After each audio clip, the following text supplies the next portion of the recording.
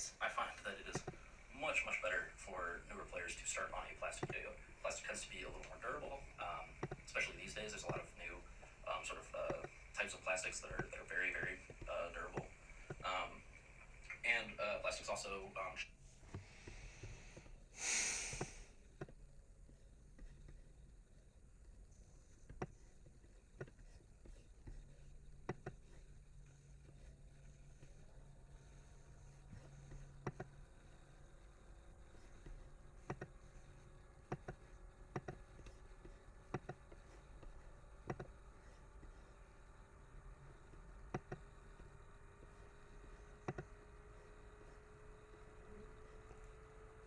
which gets us to our next point, which is the price range. Generally, for a brand new player, it's really difficult to justify dropping over $100 or so on a fancy metal yo-yo, competition yo-yo, whereas it's much easier to justify spending $7 on Butterfly XT.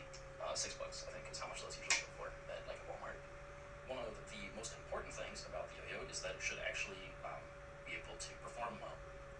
This means it should be able to hit as many tricks as you are able to with as much ease as possible. There are really two big components to performance that I'm going to talk about here, and those are stability, which means the yo-yo's ability to resist tilting off of plane, and spin time, which simply is how long the yo-yo itself is actually going to spin for. Those are two of the most important points, especially for beginner yo-yos. The other thing that is really important is sort of the actual shape of the yo-yo. Something like this, the Yo-Yo Factory Replay Pro, is designed specifically to play a style of yo-yo called 1A, which is the standard string trick kind of style of play. And you'll see it is an incredibly wide yo-yo in comparison to some of your more old school yo-yos like the Duncan Butterfly. The Replay Pro is much wider than the Butterfly, and the reason for this is so that it has an easier time catching the string into the gap of the yo-yo. This will help with all of your kind of string tricks. It also helps to make the yo-yo less prone to tilting, so more stable, and it also allows the weight to be distributed further out from the center of the yo-yo, allowing it to spin longer.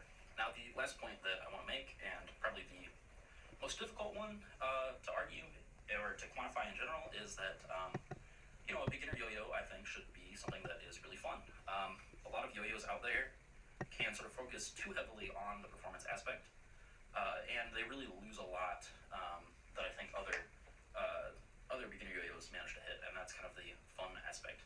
Like I said, it's really difficult to quantify what fun is.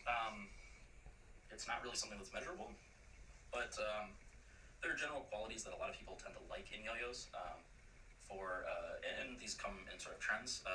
Generally speaking, people like really lightweight yo-yos that are really floaty, that don't kind of play like a rock on the end of the string. And of course yo-yos that they can hit their tricks on. So it's really a balance between kind of keeping a yo-yo performing well and allowing a yo-yo to be really fun to use.